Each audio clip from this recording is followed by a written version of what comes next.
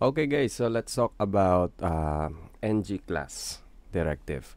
So in this example, we have here homepage.html na meron tayong property binding sa class natin. Just to show you yung mga single class kapag single class ginagamit. Technically kasi ang ng class, it is for accommodating multiple classes. So, ito yung ide-demo natin sa inyo ngayon. So, kapag ang ginawa ko dito, nilagay ko bold. So, yung output natin is magiging bold. Kasi, mapapalitan lang yung single class, which is ito yan.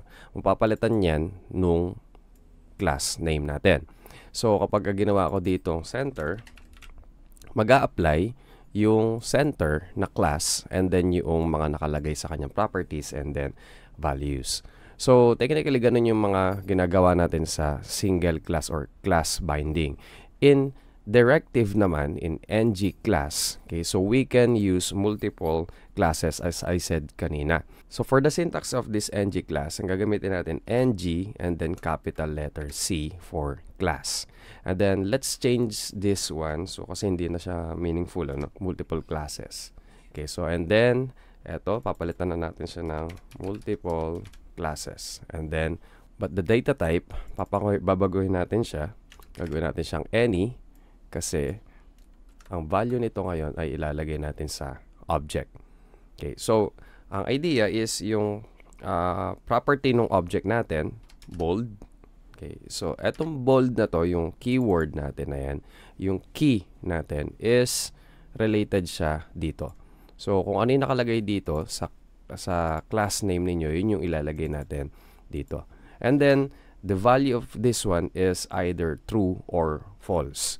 So, pagka nilagay ko dito, true, ayan, so as you can see, mag-a-apply yung bold sa kanya. Ngayon, since multiple nga siya, maglalagay tayo dito ng, for example, italic. Again, ito yun. We are referring to this one. Lalagay natin dyan, true. So, maglalagay true. Ngayon, continue natin with underline. And gumawa na din ako for the center is equal to true. So, kapag ito, for example, ayaw mo naka-underline, pwede mong gawin false. Kung ayaw mo naka-center, switch natin yung center into false. Babalik siya dun sa dati.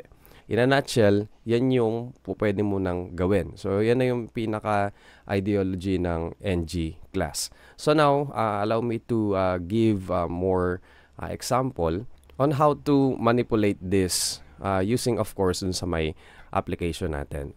What if we can control that or with the use of declaring a property, for example, public is bold, and then this one is boolean. Lagay natin false. Okay, so this one, instead of writing true in here, kukunin na lang natin yung dineclare natin dito sa taas. Okay, so ang gagawin natin is this that is bold. Okay, so eto ay same lang din dun sa may kanina. Pinasa lang natin dito sa may property natin yung value nung inilalagay natin dito sa bold na key. So kapag ginawa ko tong true, as you can see, mag-a-appear yung true dito. Now, let's create a control of this is bold dito sa ating HTML. So, using ion toggle. And then, first of all, kunin natin kung ano yung nakadeclare na value dito sa TS natin. Pwede nating ilagay dito sa may ion toggle. So, using property binding, in checked natin, pwede nating ilagay is bold. Okay, so itong is bold na to, eto siya. Kasi kapag nakalagay dito, kung checked ba siya or hindi, ayan, so kung ilalagay ko dito po ay false, so magbabago yung toggle natin. Eto, kapag kiniklik natin sa UI natin, hindi siya gagana. Okay, kasi po, eto ay event. Event-based po siya. No? So, ang idea, fina-fetch lang natin from TS papuntang HTML yung value kung naka-check ba siya or hindi. Yun pa lang yung ginagawa natin dito sa may code natin. But when I will going to, for example, use an event. Okay, so meron tayong special event na ginagamit dito sa toggle sa Ionic. Yun yung ion change. This is event. So, since it is an event, so ang gagawin natin, nakapaloob siya sa parentheses. And then, tatawag tayo ng method. Bold me. And then, parentheses. Okay, so we have error in here kasi kailangan natin siyang i-declare muna dito. So ang idea ngayon, kapag ka nag-change tayo dito, change natin tong value natin. So pwede nating sabihin dito, this dot is bold is equal to, since naka-false tayo dito by default, gagawin natin siyang true.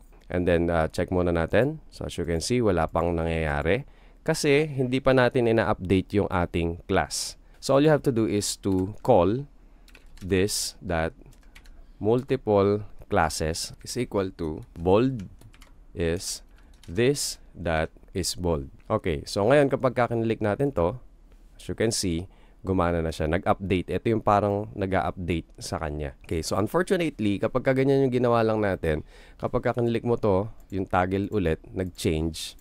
Okay, so hindi na magbabago yung ating output. Parang one time lang siya. So in here, pwede tayong gumawa ng conditional statement.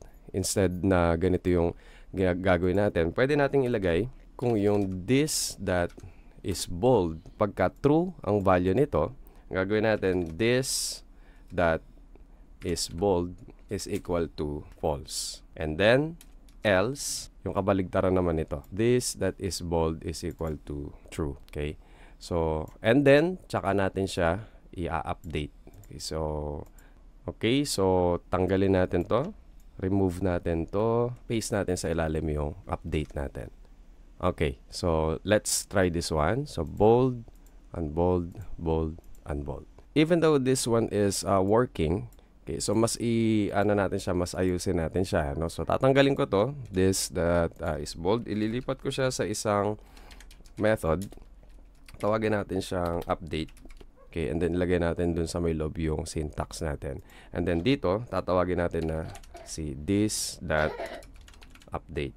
And we can also simplify this statement by just simply using this that is bold is equal to not this that is bold. Okay, so kasi yun lang naman din yung gusto natin. Gusto ko lang mas i-emphasize kung ano ba yung ginagawa nitong syntax natin every time na nagki-click tayo or nag-change tayo. Okay, so gawa naman natin yung ibang style. So mag-start tayo dito sa pagde-declare natin ng properties for Boolean values. Now, palitan naman natin itong mga value natin na to ng mga naka-declare dito. Okay, next is gawa naman natin ng mga method, tigi-tigisa. Okay, so meron na tayong method for italic, underline, and then center me. So, i-update lang natin yung update natin kasi ang ina-update lang nito is yung bold status natin. Okay, so ngayon gagawin natin, dinagdag natin si italic, underline, and then center. So, next step is gumawa tayo ng mga toggles for our different styles. So, let's try this one kung gumagana siya. So, bold, italic, underlined, and then center. So, pwede mong i-off yung ibang style. We have 16 combinations na po pwedeng gawin dito. Okay, and then, pwede natin pagsabay-sabayin or pwede natin i-off lahat. Or kahit na isa lang ang gusto mo dito sa style natin. So, that is NG class with application na po pwede ninyo magamit sa mga mobile apps po ninyo.